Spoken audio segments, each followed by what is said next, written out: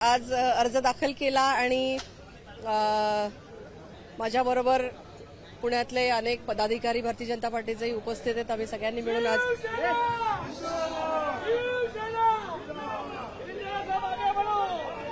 आज अर्ज दाखल केला। अर्ज दाखल करण्यासाठी स्वतः माननीय मुख्यमंत्री एकनाथजी शिंदे साहेब असतील, आमचे नेते, आमचे मार्गदर्शक, प्रभावी नेतृत्व, महाराष्ट्राचे उपमुख्यमंत्री देवेंद्रजी फडणवीस असतील, हेही उपस्थित होते। प्रदेशाचे अध्यक्ष माननीय चंद्रशेखरजी बावनकुळे साहेब हेही उपस्थित असतील। तर यांच्या तिघांच्याही उपस्थितीमध्ये आज अर्ज दाखल केलेला आहे आणि अतिशय मनामध्ये आनंदाची भावना आहे। अतिशय छान काम करण्याची संधी मला पक्षाने दिली। पक्ष वरिष्ठ नेत्यांचं मी मनापासून आभार व्यक्त करते, कृतज्ञता व्यक्त करते आणि या संधीचं नक्कीच मी पुढच्या काळामध्ये सोनं करीन, एवढीच ग्वाही मी पक्ष नेत्यांना तुमच्या माध्यमातून देते, जनतेलाही तुमच्या माध्यमातून देते की पक्षाच्या माध्यमातून जनतेची सेवा करण्याची विचारधारा ही भारतीय जनता पार्टीची आहे आणि त्याच विचारधारेवर काम करण्यासाठी मी सदैव सज्ज राहीन, एवढंच या निमित्ताने सांगतो। महिलांचे कुठले मुद्दे येत्या काळामध्ये तुम्ही मांडणार आहात? खरं तर महिलांना आरक्षण देण्यात आलेलं आहे, परंतु ते 2029ला लागू होईल, तेव्हाही लागू होईल की नाही अशा चर्चा आहेत। काय तुमचं म्हणणं आहे याबद्दल आणि महिलांचे मुद्दे उपस्थित कराल? माननीय नरेंद्रजी मोदी आपले पंतप्रधान यांचं मी मनापासून अभिनंदन करीन आणि आभार व्यक्त करीन समस्त महिला वर्गाच्या वतीने की महिलांचं रिझर्वेशनचं बिल हे नुकतंच पारित झालेलं आहे आणि जनगणनेनंतर म्हणजे 2029 सालाच्या निवडणुकीपर्यंत हे होऊ शकणार आहे आणि त्याच्याही आधी खरं तर माननीय नरेंद्र मोदी यांची हीच मानसिकता होती की महिलांना जास्तीत जास्त संधी ही राजकारणामध्ये आली पाहिजे। विमेन इन पॉलिटिक्सच्याही पुढे जाऊन विमेन लेड पॉलिटिक्स हा मंत्र त्यांनी पाळला आणि त्याच्यामुळे अनेक महिला मंत्र्यांना विविध प्रकारचे मोठे मोठे पोर्टफोलिओ हे केंद्रीय मंत्रिमंडळामध्ये दिलेले आहेत। याच्यावरूनच हे सिद्ध होतं की महिलांना मोठ्या प्रमाणात संधी भारतीय जनता पार्टीने माननीय नरेंद्रजी मोदी यांच्या नेतृत्वामध्ये दिलेली आहे। इथून पुढच्या काळामध्ये देशभरातल्या महिलांचे जे विविध प्रश्न असतील, जसं की आता सुद्धा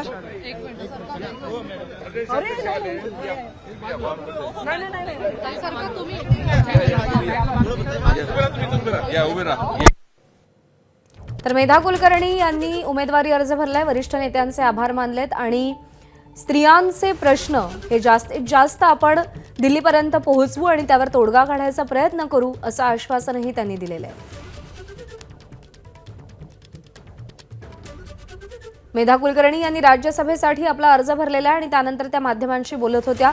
उपस्थित सगळ्या वरिष्ठ नेत्यांचे त्यांनी आभार मानलेत आणि आपल्याला ही संधी दिली त्याबद्दल त्यांनी आनंद व्यक्त केलाय।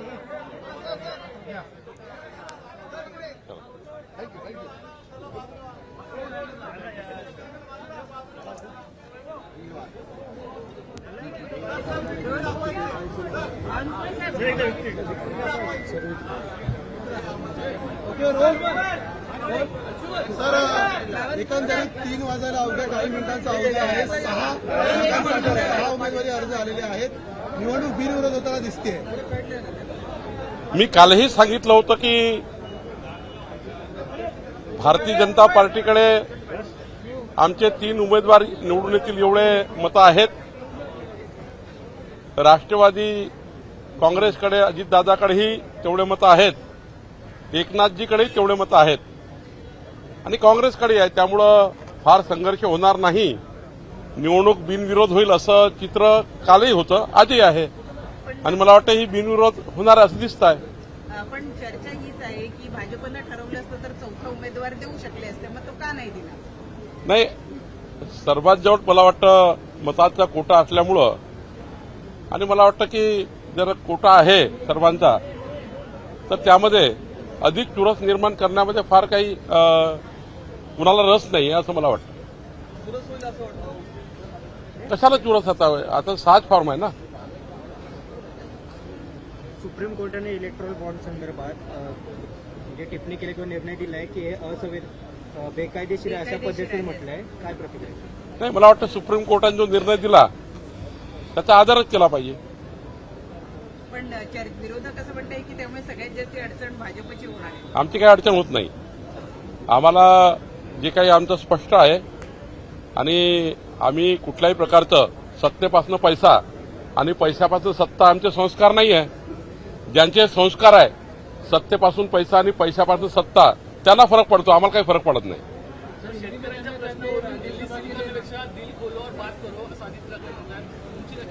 काय शेतकऱ्यांना रोखलं जात चालू आहे. आहे त्याच्यासाठी जी नाकाबंदी करण्यात आली त्यावरून त्यांनी असं कुठल्याही सरकारने देशाच्या आणि महाराष्ट्राच्या किंवा कुठल्याही सरकारने देशामध्ये माननीय मोदीजींनी ज्या पद्धतीने मागच्या 10 वर्षामध्ये शेतकऱ्याकरता संपूर्ण केंद्राची तिजोरी उघडी केली आहे. शेतकरी सन्मान योजना असेल, युरियाचे भाव कंट्रोलमध्ये ठेवण्याचा विषय असेल, असे अनेक निर्णय, म्हणजे आता या निर्णयाचा मोठा चार्ट तुम्हाला देता येईल. पण मोदीजींच्या सरकारने जी मोदीजींनी गॅरंटी दिली होती त्या गॅरंटीप्रमाणे आणि मोदीजींनी जो मॅन्युफॅक्चर दिला होता, जाहीरनामा दिला होता शेतकऱ्याकरता, त्या जाहीरनाम्याप्रमाणे संपूर्ण तिजोरी केंद्र सरकारने शेतकऱ्याकरता उघडी केली आहे.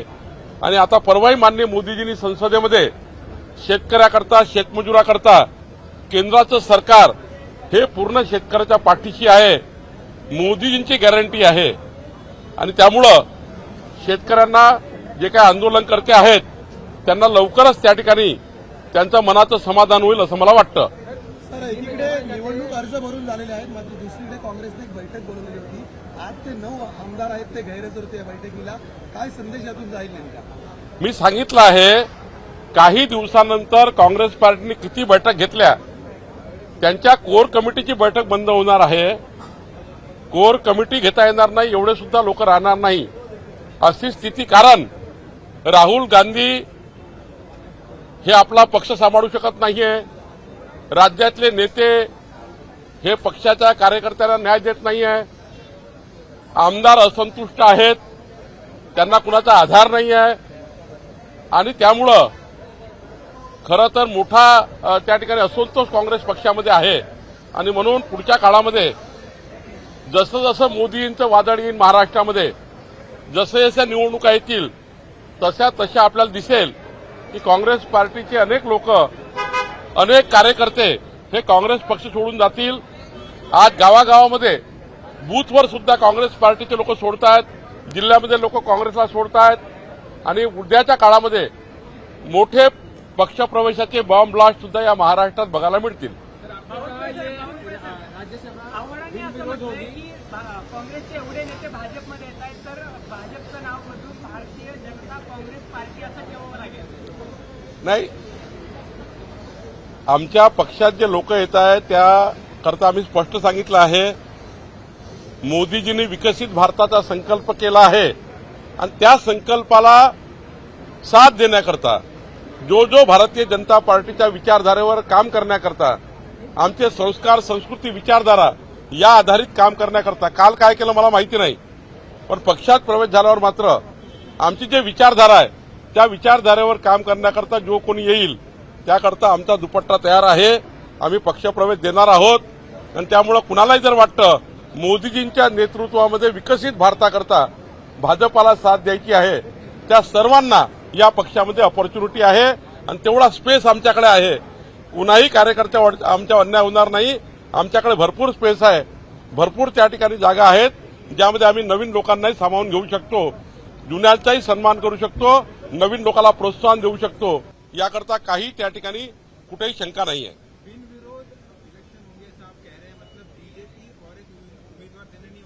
भैया कल ही मैंने स्पष्ट किया है, कल ही बोला है कि सबके पास अपना अपना मैंडेट कोटा है. वो कोटा जब है तो क्यों भाई ये चुनाव में ये निर्माण कंपटीशन निर्माण करने का है, क्यों चुनाव में इस प्रकार से और ये करना है. तो मुझे लगता है सबके पास कोटा है तो उसके हिसाब से 6 फॉर्म आए हैं और मुझे लगता है चुनाव बिनविरोध होगा, ऐसा दिखता है मुझे.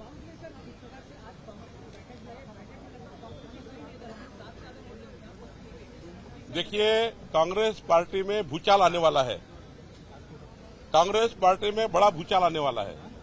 आपने देखा होगा केंद्र का नेतृत्व राहुल गांधी रोज ओबीसी का अपमान करते हैं, ओबीसी समाज का अपमान करते हैं. बार बार मोदी जी का अपमान करते हैं। मोदी जी को विश्व ने कहा है, आज मोदी जी विश्व के सर्वोत्तम नेता के माध्यम से आपने सर्वेक्षण देखे होंगे। इस विश्व के 78% लोग मोदी जी को सर्वोत्तम नेता कहते हैं। 150 के ऊपर देश कहते हैं सबसे अच्छा प्रधानमंत्री है। ऐसे में राहुल गांधी उनको जाति को लेकर, ओबीसी समाज को लेकर जिस प्रकार से हर बार राहुल गांधी जिस प्रकार से ओबीसी का अपमान करते हैं, तो ये अपमान कोई ओबीसी व्यक्ति या महाराष्ट्र सहन नहीं करेगा। इसलिए कांग्रेस पार्टी से ओबीसी और सारे समाज के लोग कांग्रेस पार्टी को छोड़ेंगे और बड़ा भूचाल इस कांग्रेस पार्टी में आएगा, ऐसा मुझे लगता है।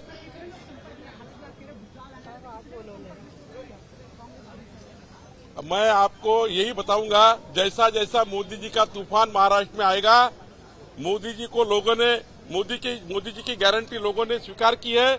आत्मनिर्भर भारत का संकल्प मोदी जी ने किया है, विकसित भारत का संकल्प मोदी जी ने किया है, और मुझे गारंटी है मोदी जी की गारंटी इतनी बड़ी है, कांग्रेस पार्टी में भूचाल आएगा, और ऐसा भूचाल आएगा चुनाव लड़ने के लिए भी उनके पास उम्मीदवार नहीं मिलेंगे। ये स्थिति महाराष्ट्र में होने वाली है। क्या राहुल गांधी की यात्रा से पहले ही ये सब होगा? राहुल गांधी की यात्रा में देखिए, पूरे महाराष्ट्र ने, देश ने स्वीकार किया है मोदी जी की गारंटी को, और जब स्वागत करने ही लोग नहीं बचेंगे, ये परिस्थिति बनने वाली है। तो जनता भी साथ में नहीं है, जनता भी कांग्रेस के साथ नहीं है, तो नेता लोग कहाँ रहेंगे? इसलिए जनता ने कांग्रेस को छोड़ दिया है।